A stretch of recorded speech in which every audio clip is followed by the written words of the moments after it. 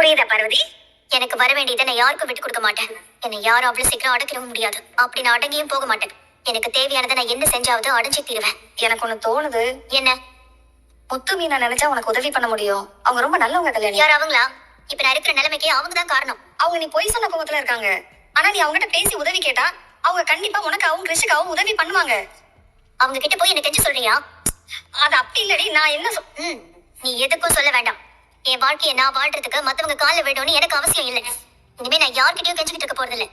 மனோஜோட எப்படி சேரணும்னு எனக்கு தெரியும். இந்த ஜென்மத்துல மனோஜ் தான் என்னோட புருஷன். நானும் மனோஜோட தான் வாழ்வேன்.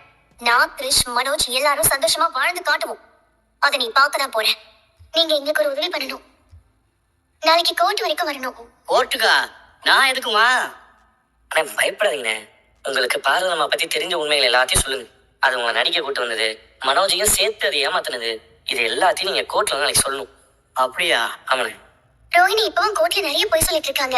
அவங்க புருஷன் கிட்ட எல்லா உண்மையும் முன்னாடியே சொல்லிட்டதா கோர்ட்ல சொல்லிட்டாங்க. இன்னும் அந்த பொண்ணு திருந்தலையா? என் கூட வந்து உங்களை அவ நடிக்க சொன்னது, இன்னும் என்னென்ன நடந்ததோ அது எல்லாத்தையும் நீங்க கோர்ட்ல சொல்லணுமா? நீ இல்ல பாப்பா, வியாபாரத்தை விட்டுட்டு நான் எப்படி வர முடியும்? எனக்கு நிறைய கஸ்டமர்ஸ் எல்லாம் வருவாங்கல்ல. தானே உண்மையை சொல்றீங்க, போயிடுங்க. எனக்கே தெரியும் எங்க குடும்பத்தையும் அவ எவ்வளவு ஏமாத்திருக்கான்னு. தெரியுமா? உங்க மாமியார் தான் அந்த பொண்ணு அப்படி தாங்கினாங்களே. பாத்தீங்களா? உங்களுக்கே தெரிஞ்சிருக்கா? இல்லப்பா, இதுல எனக்கு எதுவும் பிரச்சனை வந்துடாது. அதெல்லாம் எந்த பிரச்சனையும் வராதுண்ணே.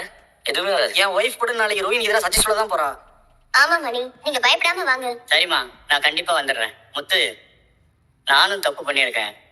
அதை சரி பண்றதுக்கு இது ஒரு வாய்ப்பா எடுத்துக்கிறேன். நான் கண்டிப்பா வந்துடுறேன். ரொம்ப நன்றி. அப்ப நாளைக்கு கோர்ட்டுக்கு ஒரு 10 மணி வாங்க வந்துடுறேன். சரிப்பா, வந்துடுறேன்ப்பா. சரி வாங்க, வாங்க போலாம். மணி, சரிம்மா. நான் ஒர்க் பண்ண ஸ்டார்ட் பண்றதுக்கு முன்னாடி எனக்கு ஒரு கண்டிஷன் இருக்கு. அப்ப ஏதோ ஒரு ஹூக் வச்சிருக்க. என்ன சொல்லு?